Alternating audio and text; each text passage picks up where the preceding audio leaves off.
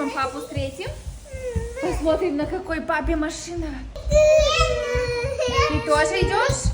Идешь? Топики одеваешь? Okay, so Dennis is about to pull up on the new car. He just picked it up and he said he'll be here in a few minutes. So I'm gonna share my first initial reaction too, I guess. We're gonna sit here on the curb and wait for him to get here. I don't even know what side he's gonna come from. You excited to see the new car? Yes. Put them on your head. I know. Is he coming yet? No, not yet. Okay, he's about to pull up. He's on the street. I'm so nervous. What is that? Вот папа сейчас приедет на машине. Иди сюда. Иди к маме, посмотрим машину. Come here. Вот папа. Вау! Какая машина у папы! There she is! Wait, actually, it's there. Yeah! Actually, it's sick. Guys, you want to teach me how to drive? Whoa! You want to teach me how to drive this car? Где мама? Смотрите, какая машина! Вау! So then this is my weird thing is?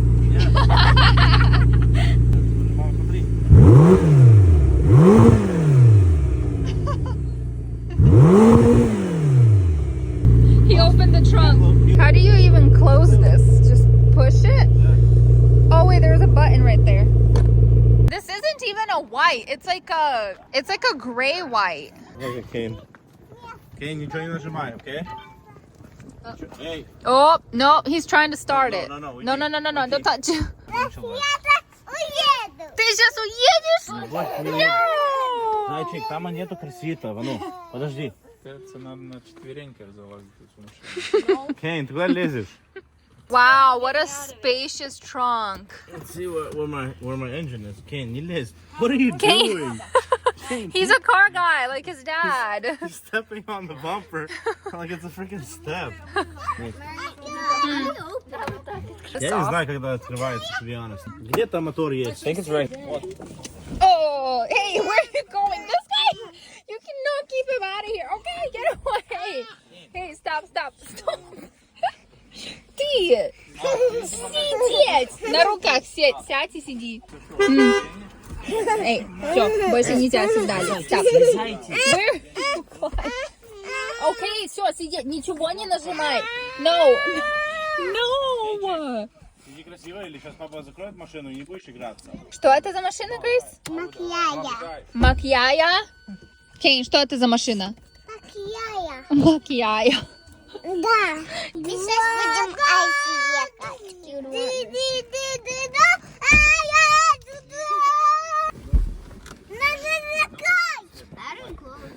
Test drive number 1. Let's see how they get in. Папа, можно я с тобой? Сейчас папа приедет. It's okay. Okay, here is the interview y'all been asking for. So we're driving to get some cookies right now, and we're driving in the car that we're going to be talking about.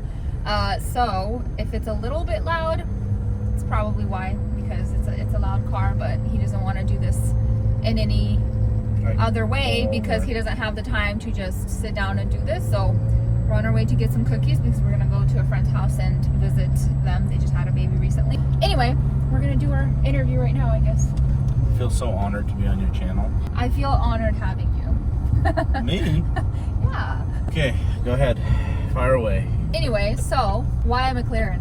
McLaren. Well, first of all, it's one of my favorite cars. I have many of which are my favorite, so it was a very hard choice, but kind of the best price range for a supercar, at least this in particular one. Next, okay, I have to come up with the questions, huh? Because I'm the one interviewing you.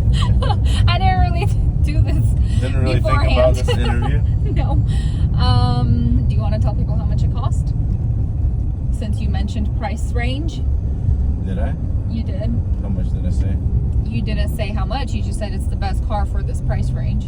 Well, price range is under 200,000. Okay, so it's under 200,000. I guess we'll keep it at that. Why did you decide to do luxury car rentals so sudden out of nowhere? Because I want to have 25 supercars, and my wife would never let me buy 25 of them at once. Well, she wouldn't let me buy 25 of them, period.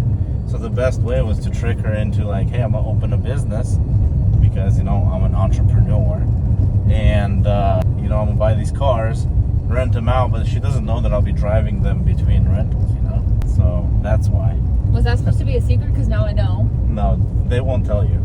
Okay, keep it on the down low, guys. Do not tell me. And I think that's the best way of building up like a supercar portfolio or like a garage of a lot of cars. Because I'm a big car guy. I love cars, and you know, I can buy one supercar with my wife being okay with it, but she wouldn't be cool with me spending money on such expensive cars unless I could justify it.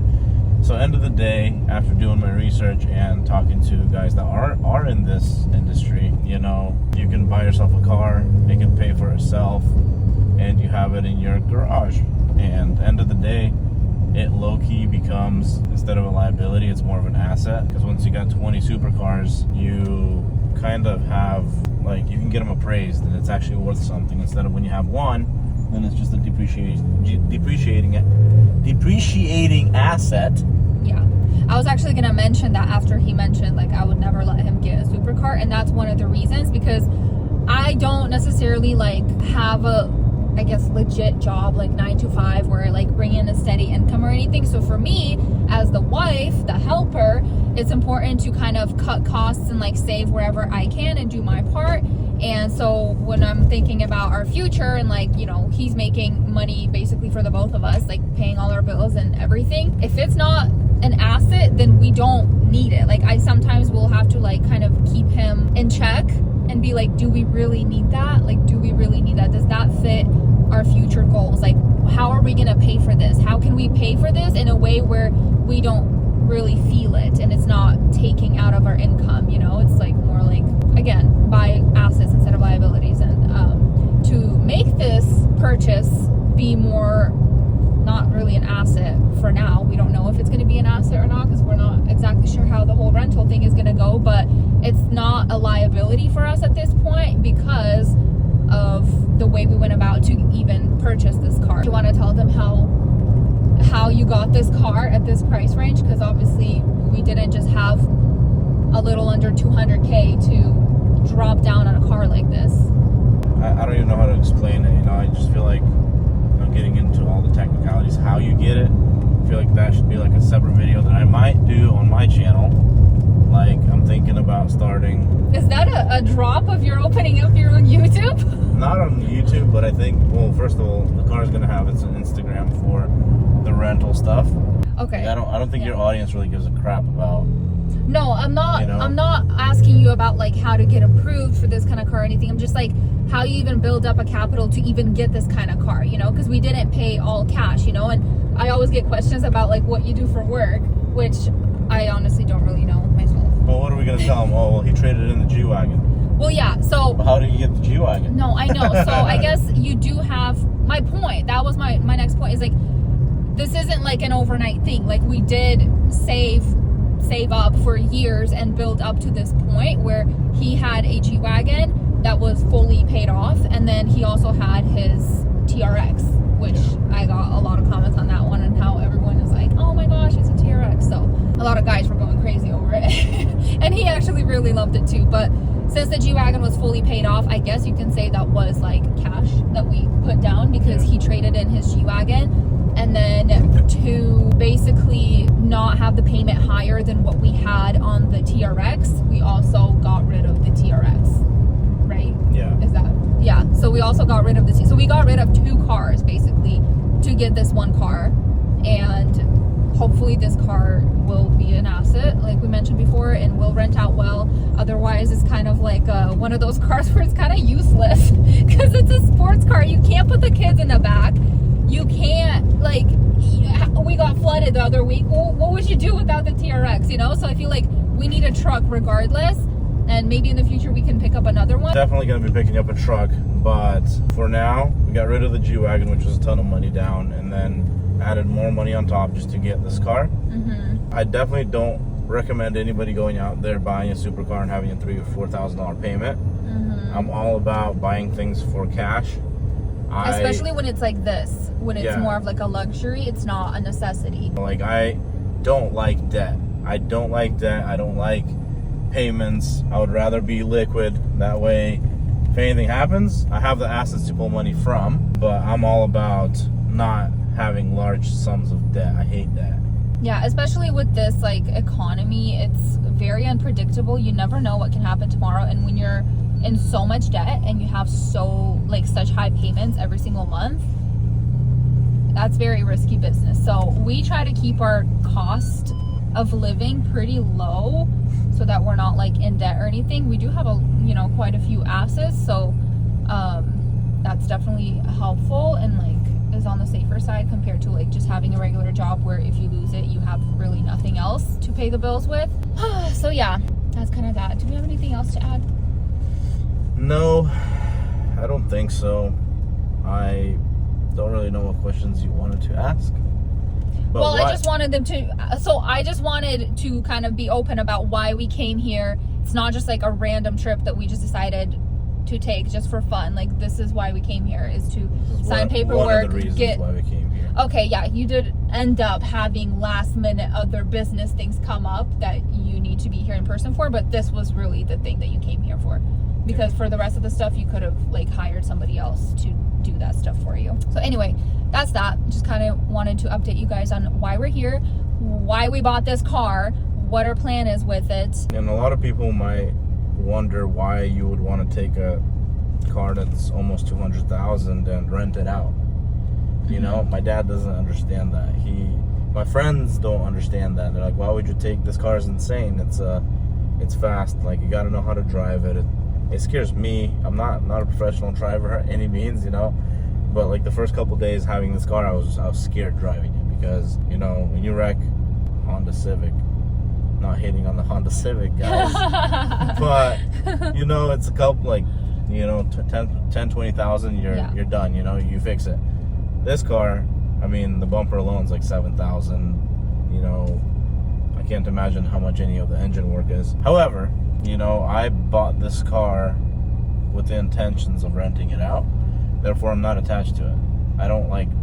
It's not like a personal car. We didn't buy this car as in like, we now have a sports car. This is more of like an investment into this new business venture that he's trying to do with the whole car rental, luxury car rentals. There's only 2 cars that I'll ever buy that I won't rent. And at least I'm thinking that now. But like a Ferrari 488... probably not gonna rent it. That's more of like a car it's my car, and maybe a Rolls Royce like Cullivan. But then I feel like I might rent it. I just like knowing him. Cars, like, he's a really big car guy, but once he has a car, you have it for a little bit, and then you're just like, it's a piece. It's a piece of metal. It's just an object. Like, it's not. I don't know. You're just not that type of guy where, there's like those guys where they literally baby their car. They like blow dust off of it. They like take care of it so well, like better than anything else they have. Like, you're just not that type of person in general. No matter like what kind of car you had. But yeah, I don't let materialistic things get in the way, because then you become too attached to it. Like, unfortunately, all the car guys, this car's not gonna be garaged. This car is going to be parked in the driveway, so I don't know how everybody feels about that, but to me, it's it's a business. It's an object that will make me more money. It's a tool. Yeah. So I'm using it as a tool. I understand that for some people this would be the dream car of theirs, and they would spend thousands of dollars on it, and they would keep it garaged, then they would get PPF put all over it and all that stuff. But for me, it's a car. It's going to get scratched. It's going to get damaged. It's going to get nicked. That's just name of the game. So that being said, we're trying this new venture out. We're trying these car rentals, so you guys might see more supercars get added to the collection. But end of the day, if it doesn't make financial sense, we're probably not going to do it.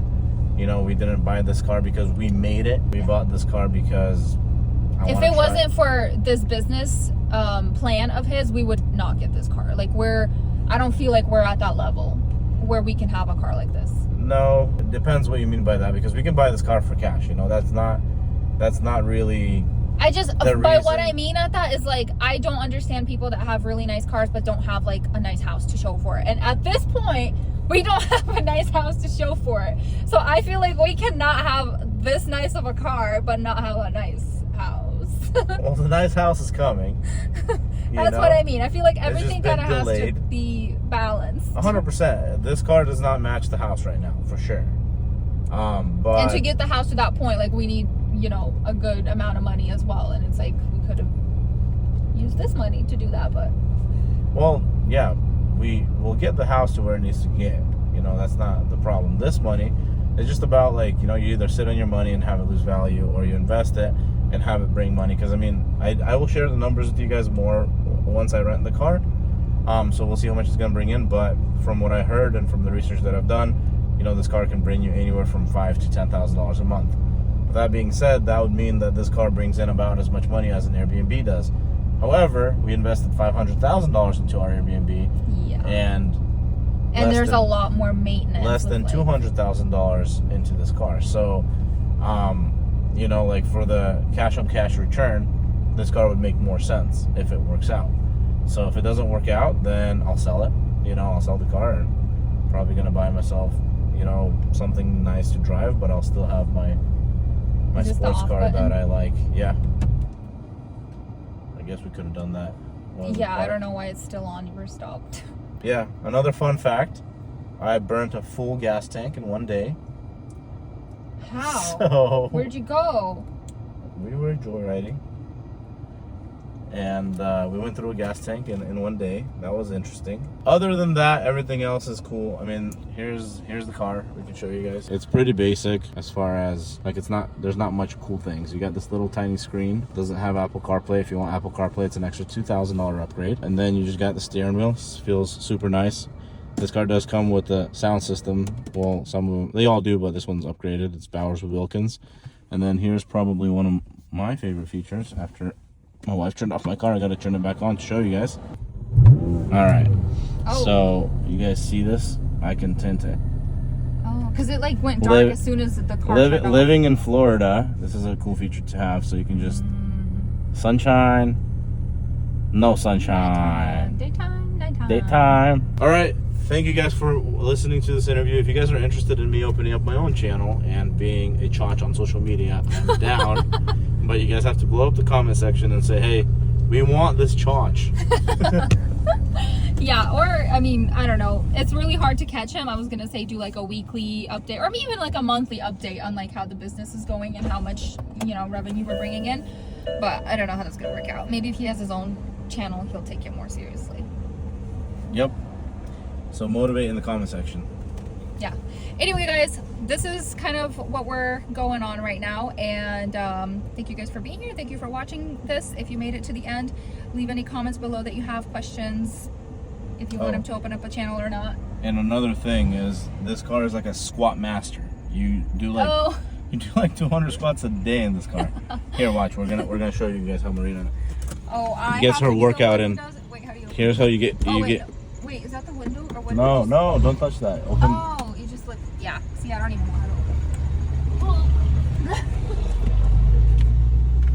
Here you go. You got a workout? Yeah. Anyway, guys, thank you for being here. We're gonna go get some cookies and go visit our friends with our babies, and we'll see you guys next time.